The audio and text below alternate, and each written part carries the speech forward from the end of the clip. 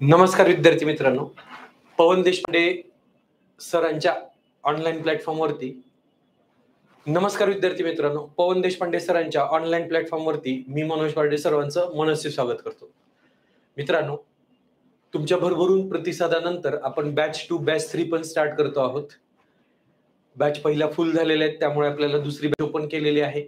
तर सरळ सेवेसाठी तसेच गट ब गट क साठी अत्यावश्यक लागणारं इंग्रजी, त्यानंतर इंग्रजी व्याकरण वोकॅब्युलरी, त्यानंतर आहे गणित बुद्धिमत्ता व इतर विषय हे तुम्हाला देशपांडे सरांच्या ऑनलाईन प्लॅटफॉर्मवरती मिळत आहेत. इंग्रजी झाली सोपी, तलाठी होण्याची चिंता मिटली. Very simple. येणारी आगामी जी भरती आहे त्या भरतीमध्ये आपल्याला एकच विषयाची भीती आहे आणि ती विषय आहे इंग्रजी, कारण तो आपला 5वी ते 12वी पर्यंत कच्चा विषय असतो. पण मित्रांनो, मी सोप्यात सोप्या भाषेमध्ये तुम्हाला या ऑनलाईन प्लॅटफॉर्मवरती घेऊन येत आहे आणि विथ डिस्काउंट. आपण इकडे ऑफलाईनला 5-5.5 हजार रुपये फीस घेतो. पुण्यामध्ये कुठल्याही क्लासला विचारा तुम्ही, 5-5.5 हजार रुपये फीस आहे. तोच फील ऑफलाईनचा तुम्हाला ऑनलाईन वरती मिळत आहे. लाईव्ह रेकॉर्डेड बॅच मिळत आहे, काही रेकॉर्डेड बॅच मिळत आहे तुम्हाला. ऍज इट इज जे ऑफलाईनला आहे तेच तुम्हाला ऑनलाईनला शिकवत आहे. त्यामुळे तुमचा वेळ पैसा वाचतोय आणि घर बसल्या तुम्ही हे नॉलेज घेऊ शकता. आजच्या या घटकामध्ये आपण पाहणार आहेत वाक्याचे प्रमुख घटक. एक शब्दापासून वाक्य बनू शकतं. कसं शक्य आहे? हो शक्य आहे, दाखवतो तुम्हाला. एका शब्दापासून ते अनेक शब्दापर्यंत बनणारे वाक्य. त्यामध्ये असतं मग वर्ड, त्यानंतर असते फ्रेज आणि त्यानंतर असते क्लॉज आणि शेवटी सेंटेन्स. चला तर रेडी, बघूयात आपण एक एक घटक वाक्याचे काय असतात ते. सगळ्यात पहिली गोष्ट आहे सेंटेन्स पॅटर्न काय असतो तो आपण पाहूयात. जसं गणितामध्ये काही विशिष्ट सूत्र आहेत, तसेच इंग्रजीमध्ये पण काही सूत्र आहेत. ते सूत्र आज आपण पाहूयात. एक वाक्य बघूया. मुले झाडाखाली गोट्या खेळत आहेत. मुले झाडाखाली गोट्या खेळत आहेत. ओके, चला हिंदी में कैसे हो जाएगा इसका अनुवाद? हिंदी में कैसे हो जाएगा? बच्चे पेड़ के नीचे कंचे खेल रहे हैं. ठीक आहे. आता हेच वाक्य जर मला संस्कृत मध्ये जर भाषांतर करायचं म्हटलं आपल्याला, संस्कृत मध्ये कसं होईल याचं भाषांतर? संस्कृत मध्ये जर आपल्याला करायचं म्हटलं, आपण संस्कृत बरेच वर्ष शिकलेलो आहे, बरोबर आहे. संस्कृत मध्ये कसं होऊ शकतं ह्याचं भाषांतर? तुमच्यापैकी कोणी ट्राय करू शकतं का? संस्कृत में इसका हो जाएगा बालकः वृक्षस्य. याच्या पुढे मला काही येत नाही. मी जर ट्राय केलं बनवायचा तर मी काय करणार बघा, असं करणार. ठीक आहे. बालकः वृक्षस्य. पुढचं मला येत नाही. मी संस्कृत 8वी 9वी 10वी 12वी पर्यंत शिकलो. मला नेहमी 98 99 किंवा 50 पैकी 48 असे मार्क होते. आज त्या संस्कृतचा प्रॅक्टिकल लाईफ मध्ये काही उपयोग नाहीये. 0. मला जमत नाही. मग बुकिश पुस्तकी शिकलो फक्त आपण. चला, अब इसका मुझे हिंदी में अनुवाद करना है. मुझे इसका हिंदी में अनुवाद करना है. हिंदी में इसका अनुवाद कैसे हो जाएगा? सॉरी, उर्दू में कैसे हो जाएगा इसका?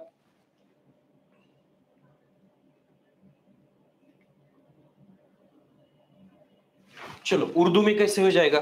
उर्दू में हम प्रयास करेंगे लिखने का. मुझे उर्दू नहीं आती, आपको भी नहीं आती, लेकिन मैं लिख रहा हूं. आप जान सकते मैं कौन सी बड़ी गलती कर रहा हूं. सॉरी, मुझे नहीं आता, लफ्ज भी मालूम नहीं, फिर भी मैं लिख रहा हूं, कोशिश कर रहा हूं, लेकिन वो कोशिश गलत है. क्या बड़ी गलती की? आपको भी उर्दू नहीं आती, मुझे भी नहीं उर्दू आती. क्या गलती की? उर्दू और अरेबियन लैंग्वेजेस ऐसे नहीं लिखे जाते. They are written right to left. जगातल्या सगळ्या भाषा ह्या आपण डावीकडून उजवीकडे लिहितो. उर्दू आणि अरेबियन भाषा ही उजवीकडून डावीकडे लिहितो. त्यामुळे हे चूक आहे. म्हणजेच प्रत्येक भाषेला स्वतःच काय असतो? ग्रामर असतं, स्वतःच व्याकरण असतं. Set of rules of language is called as a grammar. Grammar म्हणजे काय? आपण जी भाषा लिहितो, बोलतो, वाचतो, त्याला एक नियमावली असते. त्या नियमाच्या अनुषंगाने आपण ती भाषा लिहिली पाहिजे, बोलली पाहिजे. चला, इंग्लिश मध्ये कसं होणार आहे? लय सोपं आहे. मुले, बच्चे, बॉईज झाडाखाली, पेड़ के नीचे, अ ट्री अंडर, गोट्या, कंचे, मार्बल्स, खेळत, खेळ, प्लेइंग, आहेत, रहे है, आर. हे होईल का वाक्य? नाही. दिस इज नॉट अ सेंटेन्स. याला आपण वाक्य म्हणणार नाही. कारण काय केलं आपण? मराठी हिंदीनुसार इंग्रजी भाषांतर केले बघा. मुले, बच्चे, बॉईज झाडाखाली, पेड़ के नीचे, अ ट्री अंडर, गोट्या, कंचे, मार्बल्स, खेळत, खेळ, प्लेइंग, आहेत, रहे है आणि आर. आपल्याकडे जर 4 व्हीलर बघितलं तर त्या 4 व्हीलर मध्ये गाडीची स्टेअरिंग उजव्या बाजूला असते, पण अमेरिका युरोपियन कंट्रीज मध्ये ती स्टेअरिंग डाव्या बाजूला असते. मग आपली भारतातली गाडी अमेरिकेत चालवल्यासारखं झालं, बरोबर. ह्याला वाक्य म्हणता येईल का? नाहीये. This is not a sentence. पण हेच जर व्यवस्थित लिहिलं आपण तर बघा, boys are playing marbles under a tree. थोड्या वेळासाठी आपण ठेवूया इथं बॉईज, थोड्या वेळासाठी ठेवूया. हे बघा, बॉईज, बच्चे झाड के नीचे गोलियां खेल रहे हैं. बघा, उलट जर लिहिलं आपण ह्याला बॉईज इथं ठेवलं तर काय होणार आहे, ते उर्दू सारखं होणार आहे. ठीक आहे. आता हे मात्र इंग्रजी मधलं काय झालंय, वाक्य झालंय. मग या वाक्याचे घटक कुठले कुठले आहेत? या वाक्याचे जसं हे कर्ता आहे, क्रिया विशेषण अव्ययी है हिंदी में, ये कर्म है, ये कर्म है, मुख्य क्रियापद, सहायकारी क्रियापद. ऐसे अंग्रेजी में क्या है, बॉयज ये हो गया subject, are helping verb, main verb आहे प्लेइंग, हे दोन्ही शब्द झाले मेन वर्ब.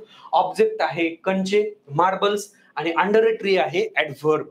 मग आपल्याला इंग्रजी येण्यासाठी what can work as the subject, what can work as the verb, what can work as the object, what can work as the adverb, हे आपल्याला शिकणं अत्यावश्यक आहे. 4च घटक आहेत प्रमुख वाक्याचे. चला आता बघा, only one word one duty. वाक्यामध्ये एक शब्द हे एकच कार्य करत असतो नेहमी. कसं? चला बघा आता.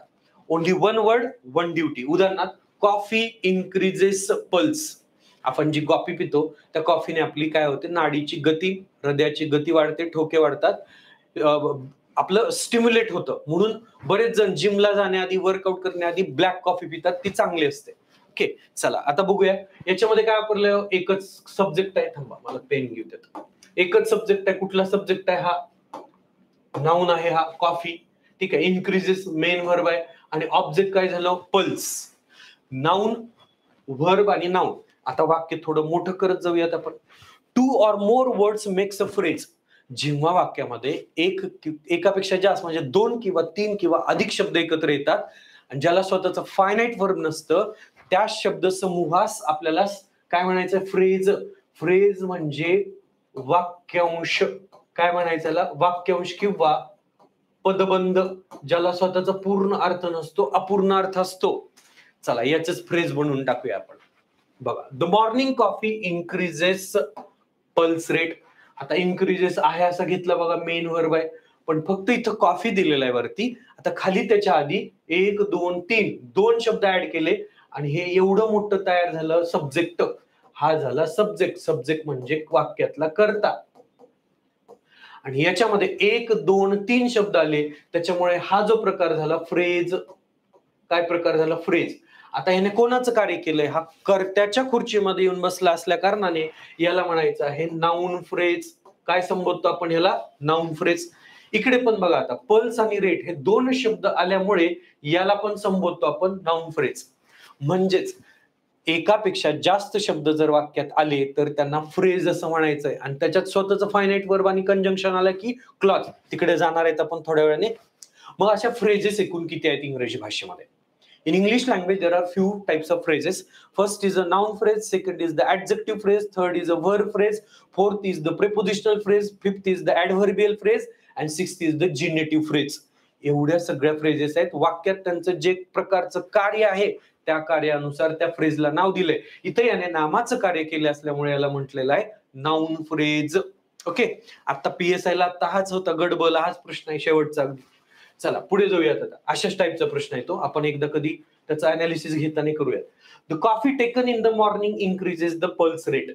आता बघा, हे झाली नाउन फ्रेज, विशेष नाहीये, नाउन फ्रेज. नामाचं कार्य करते, कर्माच्या खुर्चीत येऊन बसलं, ऑब्जेक्ट आहे, क्रियापद सेम आहे. पण आता इकडे शब्द जास्त आले ना.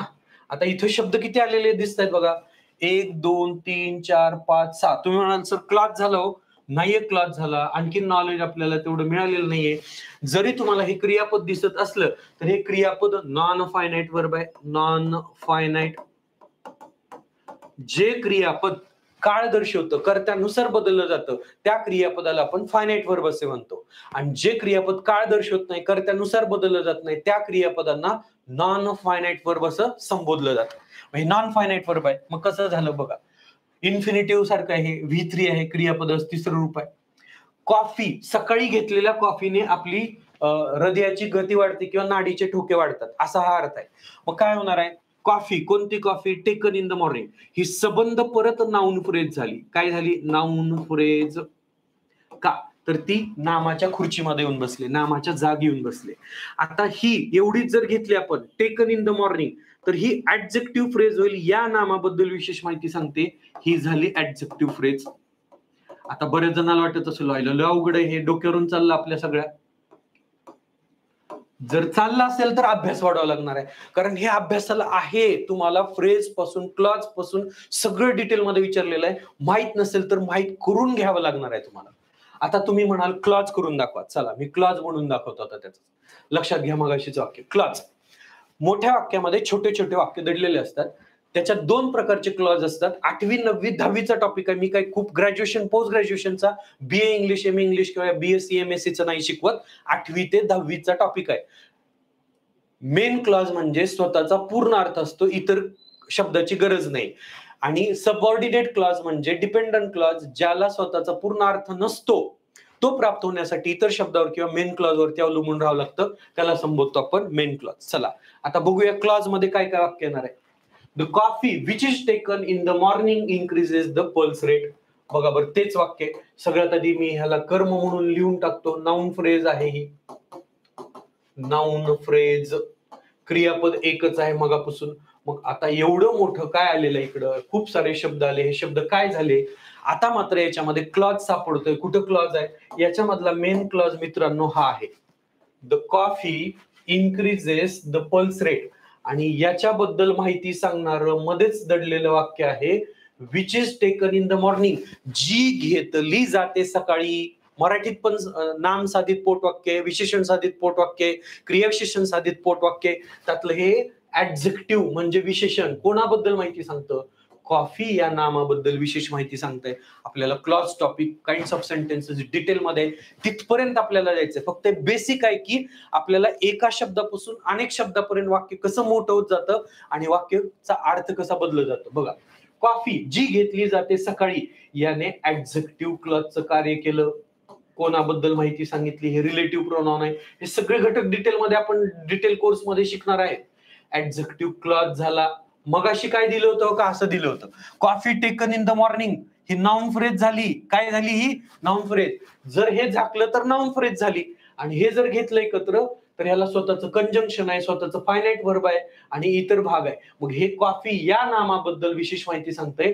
हा झाला the coffee increases pulse rate, हा झाला मेन क्लॉज. त्याच्याबद्दल विशेष माहिती सांगितली म्हणून हा झाला ऍडजेक्टिव्ह क्लॉज. चला आता तुम्हाला वाक्य बनवून दाखवतो स्वतंत्र. शेवटचा भाग काय आहे ते, सेंटेन्सेस. बघा आता सेंटेन्सेस इंडिपेंडंट क्लॉजेस असतात त्याच्यामध्ये. उदाहरणार्थ बघा, we take coffee in the morning, हा झाला मेन क्लॉज. याला स्वतःचा पूर्ण अर्थ आहे, हा झाला मेन क्लॉज.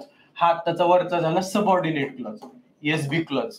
ठीक आहे, त्याला स्वतःचा अर्थ नाहीये पूर्ण, तो अर्थ पूर्ण प्राप्त होण्यासाठी याच्यावर अवलंबून राहावं लागतंय. ह्या अँडला पण काही किंमत राहिली नाही इथं. हा पण झाला मेन क्लॉज, म्हणजे दोघंही PIP आहेत, पोलीस इन्स्पेक्टर पोलीस इन्स्पेक्टर. इथे वरती PSI आहे हा, असं समजूया.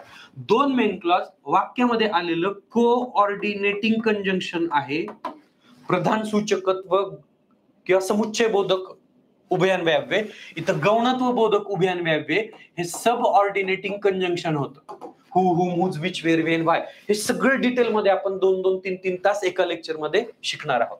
हा पण मेन क्लॉज, हा पण मेन क्लॉज झाला. दोन मेन क्लॉज एकत्र आले, दोन स्वतंत्र वाक्य एकत्र आले. हा वाक्याचा प्रकार झाला कंपाऊंड सेंटेन्स, ज्याला मराठीमध्ये म्हणतो आपण संयुक्त वाक्य. आणि वरचे हे जे वाक्य आहे हे आहे कॉम्प्लेक्स सेंटेन्स. कॉम्प्लेक्स म्हणजे मिश्र वाक्य. ज्या वाक्यामध्ये एक मेन क्लॉज आणि एक किंवा अधिक सबऑर्डिनेट क्लॉज असतात त्याला आपण संबोधतो कॉम्प्लेक्स सेंटेन्सेस. आणि याच्या आधीचे जे क्लिप मध्ये दिसले ते सगळे सिंपल सेंटेन्स होते. ज्या वाक्यामध्ये एकच मेन क्लॉज असतो, एकच फायनाइट वर्ब असतं, ते सगळंच्या सगळं वाक्य हे मेन क्लॉजचं असतं. आलं लक्षात? तर बघा, आपल्याला सुरुवात कुठून केली आपण, कॉफी इन्क्रीजेस पल्स. हे 3 शब्दाच्या मागे आणि पुढे खूप सारे शब्द आपण वापरले. ते शब्द कधी फ्रेजेसचं काम केलं, कधी क्लॉजेसचं काम केलं, तर कधी मेन क्लॉजचं काम केलं. तर हे सविस्तर तुम्हाला डीप मध्ये या कोर्समध्ये एक लेक्चर 2-2, 3-3 तास आपण शिकणार आहेत. आता आणखीन एक आहे की वाक्याचे प्रमुख घटक कुठले आहेत बाबा, बघूया जाता जाता. 2च शब्द घेऊया आपण, बॉईज प्ले, मुले खेळतात. मराठीमध्ये 2 वाक्याचे प्रमुख घटक आहेत. एक आहे कर्ता आणि दुसरं काय आहे, ज्याला आपण उद्देश आणि विधेय असं म्हणतो. थांबा, मी आधी लिहून देतो तुम्हाला. याच्यामध्ये बॉईज हा उद्देश आहे, ज्याला आपण कर्ता असे म्हणतो. कर्ता व कर्त्यासोबत आलेले सगळे शब्द हे उद्देश असतात. आणि त्याच्यानंतर आलेलं जे असतं प्रेडिकेट, क्रियापद आणि क्रियापदापासून पुढे आलेले सगळे शब्द, प्रेडिकेट म्हणजे विधेय, ते काय शब्द असतात, तो विधेय असतात. याच्यामध्ये दोनच शब्द आहेत, प्लेन शब्द आहेत. हा नाऊन आहे आणि हे फ्रेज वगैरे काहीच नाही, प्लेन शब्द आलेले आहेत दोन्ही. बॉईज प्ले, उद्देश आणि प्रेडिकेट आलेले आहे, सब्जेक्ट आणि प्रेडिकेट. आता थोडं मोठं वाक्य केलं आपण बघा, सम बॉईज प्ले आउटडोर गेम्स. आता बघा, बॉईज आणि प्ले आहे, पण या बॉयच्या आधी एक शब्द वापरला आणि प्ले नंतर हे दोन शब्द वापरले. आता मात्र ह्याच्यामध्ये बदल काय काय झाला बघूया. याच्यामध्ये हा सब्जेक्ट वर्ड मूळ शब्द झाला बॉईज. किती बॉईज आहेत, कसले बॉईज आहेत, सम बॉईज आहेत. याला आपण क्वालिफायर किंवा आपल्या साध्या भाषेमध्ये याला संबोधतो ऍडजेक्टिव्ह. म्हणजेच मराठीमध्ये याला म्हणायचं आहे, मराठी व्याकरणामध्ये उद्देश विस्तार. नाम किंवा सर्वनामाबद्दल, कर्त्याबद्दल माहिती सांगणारे जे असतात त्या सगळ्या शब्दांना, एक किंवा अनेक शब्दांना आपण संबोधतो उद्देश विस्तार. काय झाला, उद्देश विस्तार. असंच इकडे आलेलं आहे विधेय विस्तार. कसा आहे विधेय विस्तार बघूया. प्ले हे क्रियापद झालं. मग इथून पुढे काय झालं, आता गेम्स हे कर्म झालं. कर्म म्हणजे हे ऑब्जेक्ट झालं, ऑब्जेक्ट हेडवर्ड. त्याच्याबद्दल कोणी माहिती सांगितली, क्वालिफायरने सांगितली. मग हे झालं ऍडजेक्टिव्ह, डिटर्मिनर, ऍडजेक्टिव्ह. मग हे काय झालं, आउटडोर हे विधेय विस्तार. विधेय विस्तार, कर्माबद्दल माहिती सांगणारे एक किंवा अनेक शब्द यांना विस्तार म्हणतो. पण कसला विस्तार, विधेय विस्तार. जे इंग्रजीत आहेत तेच मराठीत आहेत, जे मराठीत आहेत तेच इंग्रजीत आहेत. दोन्ही भाषेचा पॅरलल जर अभ्यास केला तर तुम्ही नक्कीच पोस्ट होल्डर असणार आहेत. आणि सगळ्या परीक्षेमध्ये दांडी उडते ती आहे इंग्रजीची, म्हणून इंग्रजीला जास्त मार्क घ्या आणि तुमचे मार्क वाढवा, पोस्ट निश्चिती करा. आता बघा सेंटेन्सचे प्रमुख घटक आणि मग थांबूयात. वाक्यामध्ये असे कुठले कुठले काय काय शब्द आहेत जे की कार्य करतात. सगळ्यात पहिला आहे सब्जेक्टचं कार्य करतो. कोण कोण आहे सब्जेक्ट मध्ये, नाऊन आहे, प्रोनाऊन आहे, व्हर्बल नाऊन, जिरंड आणि इन्फिनिटिव्ह आहे. त्यानंतर आहे व्हर्ब. व्हर्ब मध्ये कुठले कुठले काम करतात, मेन व्हर्ब आणि हेल्पिंग व्हर्ब म्हणून काम करतात. ऑब्जेक्ट मध्ये कोण कोण कार्य करतं हे तुम्हाला डिटेल मध्ये शिकावं लागणार आहे. ऑब्जेक्ट मध्ये कोण कोण कार्य करतं सेंटेन्सच्या घटकामध्ये. जे जे सब्जेक्ट आहे ते ते ऑब्जेक्ट तुम्हाला सापडत आहे. बघा, इकडे नाऊन आहे, इकडे पण नाऊन आहे, इथे सब्जेक्ट प्रोनाऊन आहे, तोच प्रोनाऊन आहे. जो पाहिजे तोच शब्द तुम्हाला इकडे सब्जेक्ट ऑब्जेक्ट मध्ये सापडतो. आणि शेवटी असतं ऍडव्हर्ब. ऍडव्हर्ब स्वतंत्र डिटेल शिकण्याची गरज नाही. का, any word can work as an adverb. वाक्यामध्ये कुठलाही कसलाही शब्द हा ऍडव्हर्बचं कार्य करतो. बरं, एक वाक्य देतो तुम्हाला. आता बघा, उदाहरणार्थ, Anil had paid the light bill किंवा the bill yesterday. एक वाक्य माझ्या मनात आलं, ते मी वाक्य बोर्डवरती लिहिले. अनिलने काल बिल भरले. अनिलने काल बिल भरले. याच्यामध्ये काय काय दडलंय शोधूयात आपण, काय काय दडलंय याच्यामध्ये. अनिल हा काय झालं, कर्ता झाला. कर्ता कोण आहे, नाऊन आहे. त्याच्या ऐवजी जर मी ही घेतलं असतं तर ते काय झालं असतं, प्रोनाऊन झालं असतं. म्हणजे नाऊन किंवा प्रोनाऊन आपण कर्ता म्हणून वापरतो. ह्याच्यामध्ये हेल्पिंग वर्ब कुठला आहे, हॅड आहे. आणि मेन वर्ब कुठला आहे, पेड आहे. बघा, मेन वर्ब झालं पेड, हेल्पिंग वर्ब झालं हॅड. आणि इथे परत द बिल काय झालं तर नाऊन झालं. ठीक आहे. आणि हिम वगैरे असतं तर परत प्रोनाऊन आलं असतं. आणि येस्टरडे हा शब्द काय झाला, ऍडव्हर्ब झाला. तर वाक्यामध्ये प्रमुख 4 घटक असतात, subject plus verb plus object plus adverb. आणि तुम्हाला डिटेल मध्ये हे घटक शिकायचे. नामांचे प्रकार, प्रोनाऊनचे प्रकार, नामांचं लिंग वचन विभक्ती कसे बदलतात, व्हर्बल नाऊन हे जिरंड आणि इन्फिनिटिव्ह आपण नाव ऐकलेले आहेत. आणि सगळ्यात जास्त परीक्षेमध्ये त्याच्यावरती प्रश्न असतात, कसे असतात, काय असतात, ह्याचं स्वरूप तुम्हाला शिकावं लागणार आहे. तुमचे सगळे डाऊट क्लिअर होतात. इंग्रजी भाषा कशी बनलेली आहे ते डाऊट सगळे क्लिअर होतात तुम्हाला व्हर्ब टॉपिक मध्ये. व्हर्ब डिटेल मध्ये 3 ते 4 तास आपण शिकणार आहे. ऑब्जेक्ट शिकायची गरज नाही, जे सब्जेक्ट आहे तेच ऑब्जेक्ट आहे. ऍडव्हर्ब पण शिकायची गरज नाही. ऍडव्हर्ब कशा पद्धतीने वाक्यामध्ये क्रियापदाबद्दल माहिती सांगणारे एक किंवा अनेक सगळेच्या सगळे शब्द हे ऍडव्हर्ब असतात. केव्हा, कधी, कुठे, कसे, का, किती वेळेस, कितीदा, कशासाठी, हे संबंध माहिती सांगणारे सगळे शब्द हे काय असतात, तो ऍडव्हर्ब असतात. वाक्याचे हे 4च प्रमुख घटक आहेत, हे आपण डिटेलमध्ये शिकणार आहेत मित्रांनो. कोर्स सबस्क्राईब केला नसेल नक्कीच सबस्क्राईब करा. घर बसल्या हा शिकणार आहेत तुम्ही. एक व्हिडिओ अनलिमिटेड पर्यंत पाहू शकता तुम्ही. व्हॅलिडिटी तुम्हाला 4 ते 6 महिने आहे. या संधीचा फायदा घ्या. तुम्हाला फक्त सरळ सेवाच नव्हे, गट ब किंवा राज्यसेवेपर्यंत ह्याच्यात नॉलेज मिळणार आहे. मित्रांनो, या व्हिडिओमध्ये इथेच थांबतो. भेटूया पुढील लेक्चरमध्ये. तोपर्यंत bye bye. See you in the next lecture. Thank you very much.